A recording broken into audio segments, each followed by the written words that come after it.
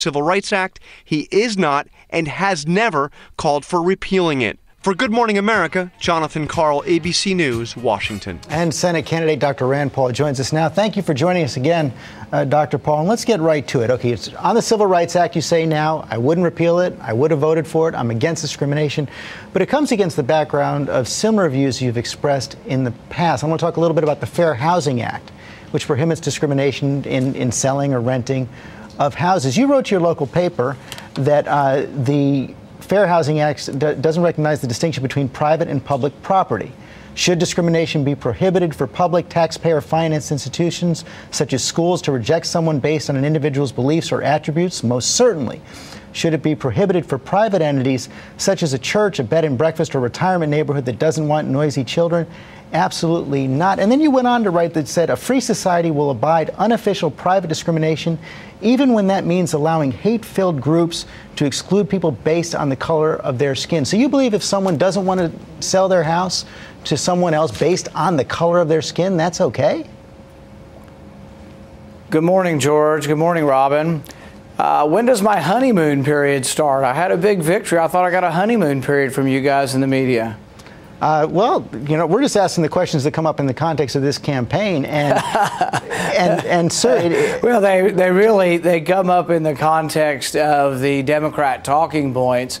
For example, I've been trashed up and down one network that tends to side with the Democrats. For an entire 24 hours, I've suffered from them saying, oh, he wants to repeal the Civil Rights Act.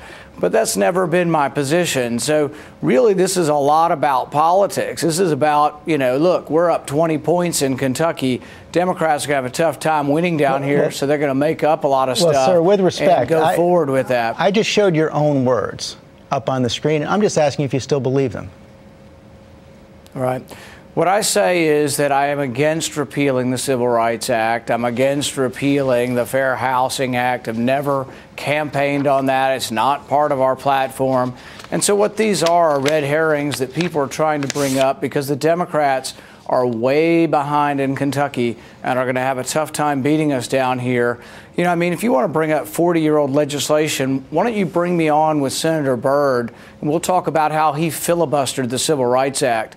You know, call him to task for what something he actually did, as opposed to calling me to task for something that they insinuate Sir, I might believe that is not true. I haven't insinuated anything. I'm reading from a May 30th, 2002 letter you wrote to your local newspaper, the Bowling Green Daily News, where you said... Right, and I just answered you, George. Yeah, but I just answered you, George, and said I don't believe in repealing the Fair Housing Act.